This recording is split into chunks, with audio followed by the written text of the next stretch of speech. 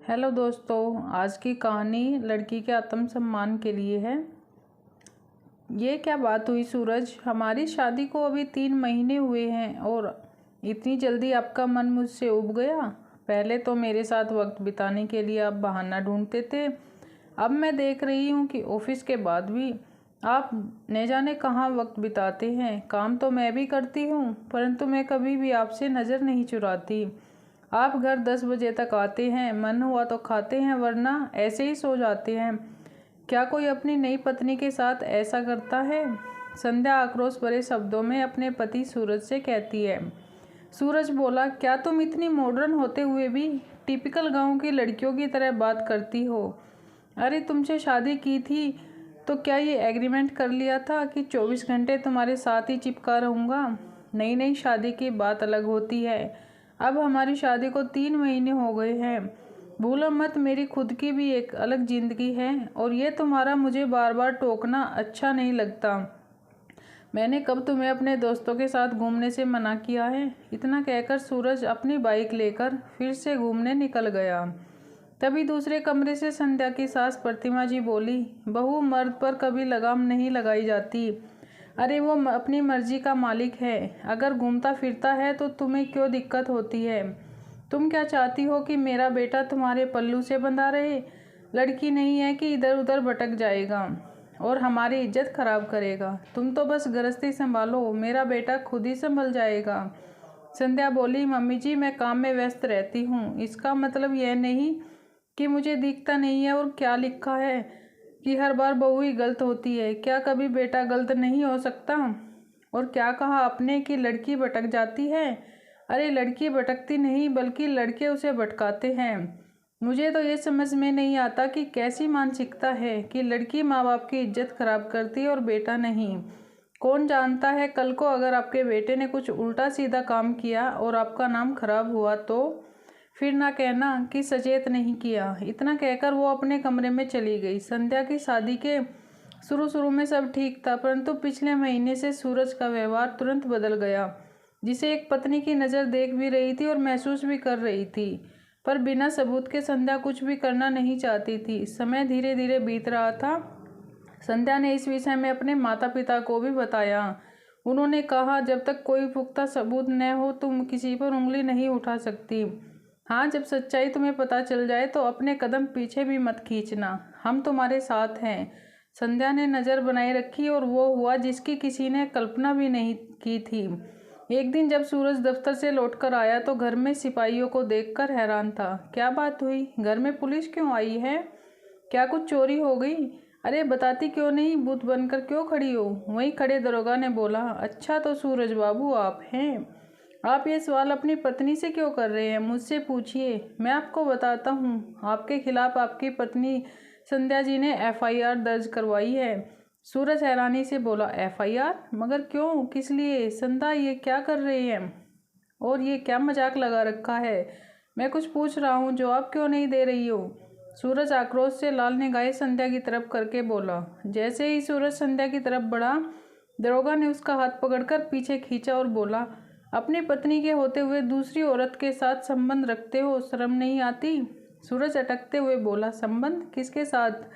किसने देखा? वो हैरानी में इधर उधर देखने लगा और सोचने लगा कि आखिर संध्या को उसके और प्रेरणा के बारे में कैसे पता चला। दरोगा बोला, सूरज बाबू किस किस से पूछेंगे, सारे शहर ने देखा है, तभी तो आपकी पत्नी ने आपके खिलाफ कंप्लेन की और FIR दर्ज करनी पड़ी। चलो रे, हथकड़ी लगाओ इन्हें और ले चलो इनके असली ससुराल। थोड़ी खातिरदारी हम भी करें, दरोगा हवलदार से बोला। दरोगा सूरज को अपने साथ ले गए।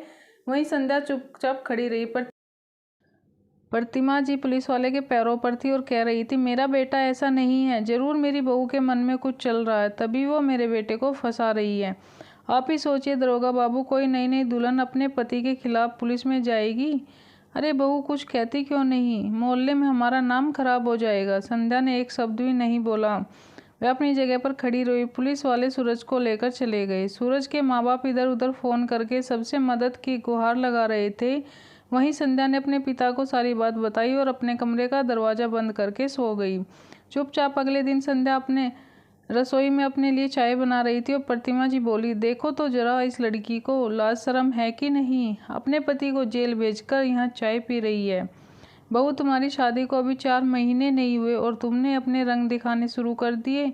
अगर सूरज से कोई गलती हुई थी तो मुझे समझाती, पर यह सब करने की क्या ज़रूरत थी? कुछ पूछ रही हो, मुंह में क्या दही जमाए बैठी हो?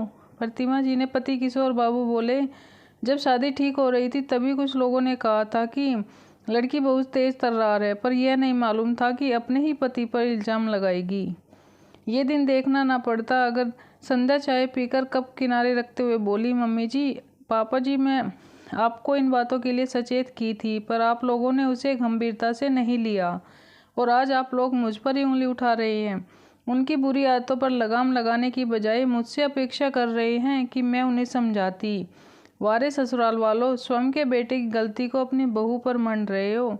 आप लोगों को पता था कि शादी से पहले उनका चक्कर किसी और से चल रहा है, तो उनकी शादी आपने मुझसे क्यों करवाई, मेरी ज़िंदगी क्यों ख़राब की? प्रतिमा जी बोली, ये क्या कह रही हो बहू? जवान खून थोड़ा बहुत इधर उधर भटक ही जाता है, पर हमने उसे समझा दिया था। संध्या बोली, अच्छा, तो आपने समझा दिया था और आपका लाडला समझ गया था। ये क्यों नहीं कहती कि मेरे पिता के पैसों की चमक आपके आंखों में थी? दहेज की मोटी रकम, फ्लैट, गाड़ी, इन सब चक्रों में आपने अपने बेटे की एक नहीं सुनी और उसके साथ मेरी ज़िंदगी भी खराब कर दी। जितना गुनहगार आपका बेटा नहीं है, उससे बड़े आप हो। प्रतिमा जी को लगा कि बहू ज़्यादा ही गुस्से में आ गई है, तो उन्होंने उसे पुचकारते हुए कहा, संध्या बेटा, एक बार प्रयास करने में क्या हर्ज था? अरे तुम अपने रूप और प्रेम से उसे सही रास्ते पर लाती तो वह आ जाता। तुमने कुछ कमी छोड़ी होगी, तभी तो वो दोबारा उस लड़की के पास गया। थोड़ी ही देर में खबर आग की तरह फैल गई। सूरज की बहन रेखा और बहनोई भी आ गए। सभी संध्या पर ही गुस्सा कर रहे थे। संध्या गुस्से में खड़ी हो गई और बोली, मम्मी जी, एक बात बताइए, अगर मेरा संबंध नंदोई जी के साथ होता तो आप और आपकी बेटी मुझे क्या सलाह देंगी? रेखा बोली, है भगवान, मम्मी देखो कैसी बेशरम औरत है, खबरदार जो मेरे पति की तरफ नज़र भी डाली। संध्या मुस्कुराकर बोली, अपने पर बात आई तो मिर्ची लगी नंदरानी। अगर मान लीजिए ऐसा होता तो क्या आप सब मुझे इस घर में वही सम्मान देते जो आप अपने भाई और आप अपने बेटे के लिए मुझसे मांग रही है? किसी के पास कोई जवाब नहीं था। वहीं पप्पू बाबू रेखा को धीरे से कान में बोले, भाभी बात तो सही कह रही है। रेखा ने आंखें दिखाई तो पप्पू बाबू चुप किनारे खड़े हो गए। प्रतिमा जी बोली, ठीक है, मेरा बेटा खराब है, हम सब खराब है। अगर हम इतने बुरे हैं तो चली क्यों नहीं गई इस घर को छोड़कर? संध्या बोली, मम्मी जी, शायद आप भूल गए, यह फ्लैट मेरे पापा ने मुझे खरीद कर दिया था। घर का एक एक सामान मेरे दहेज का है और आप क्या कह रही हैं कि गांव की लड़कियां भड़काती हैं? मम्मी जी, अब वो भी अपने अधिकारों के लिए आवाज़ उठाती हैं। फिर मैं तो शहर की लड़की हूँ, मुझे नहीं रहना आपके धोखेबाज बेटे के साथ। मैं तलाक के लिए अर्जी डालूँ। अब ना तो मुझे आपके विश्वासघाती बेटे के साथ और ना आप लोगों के साथ रहना है। रेखा सामने आकर बोली, बहुत बोल रही हो तुम और हम सब सुन रहे हैं। तुम्हारे पास क्या सबूत है? सूरज धोखेबाज है और दूसरी लड़की के साथ घूमता है। किशोरी बाबू, परमिला जी, हर कोई उससे पूछने लगा, हाँ हाँ बताओ क्या सबूत है?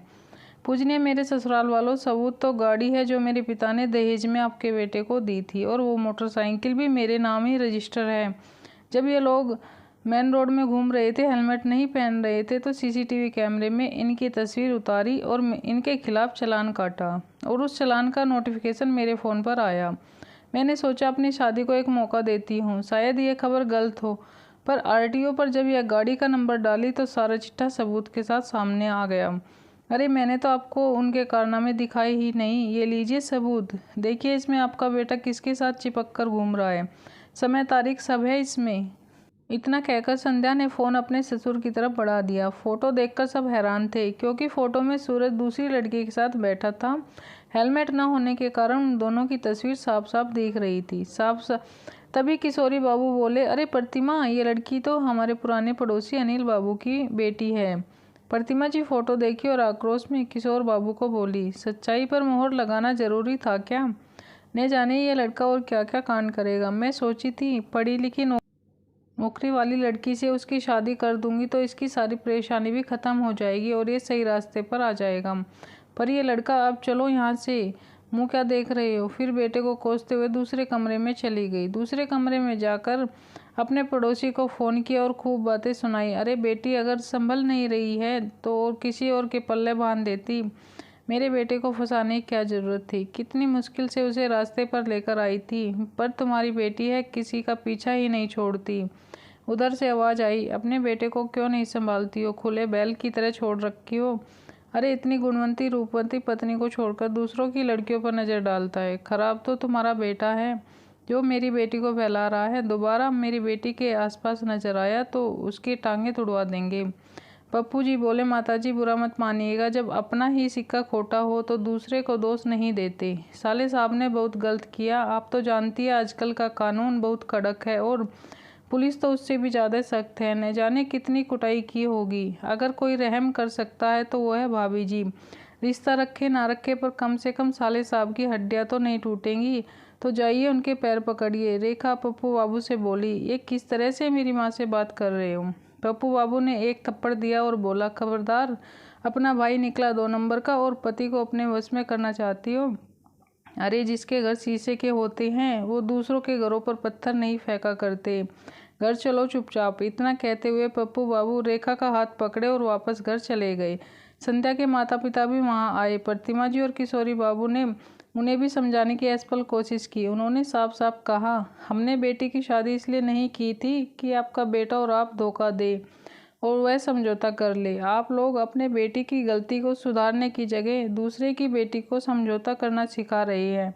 हर बार लड़की ही समझौता क्यों करेगी? प्रतिभा जी कुछ कहती है उससे पहले संध्या की माँ ने बोला, अब बस बेहतर होगा आप लोग इस घर को खाली कर दें। मेरी बेटी अपने तरीके से अपनी ज़िंदगी की नई शुरुआत करेगी।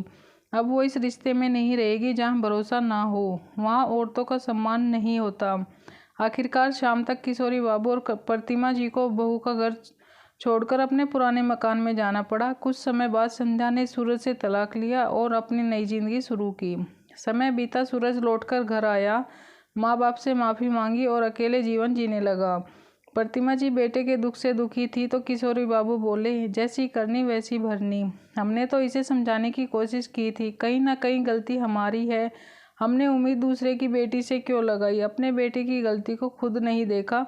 सच ही तो कह गई संध्या, जरूरी नहीं हर बार बहू ही गलत हो, बेटा भी गलत हो सकता है। समय के साथ संध्या अपने जीवन में आगे बढ़ गई पर सूरज वहीं ठहर गया, क्योंकि हर बार दाग चांद पर ही क्यों लगे, कभी सूरज पर भी ग्रहण लग ही सकता है।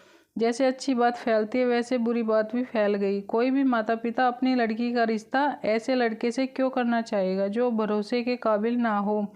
मित्रों, जिस घर में भरोसा और सम्मान ना हो वहाँ भूल से भी अपनी बेटी को ना ब्याहे, वरना दहेज से खुशियाँ खरीदी नहीं जाती बल्कि घर सजाया जाता है। बेटियों को शिक्षित करें ताकि आत्मनिर्भर बन सके और अपनी खुशियाँ खुद तलाश कर सके। दोस्तों, आपको आज की कहानी कैसी लगी कमेंट करके ज़रूर बताना। वीडियो अच्छी लगी तो लाइक और शेयर करें।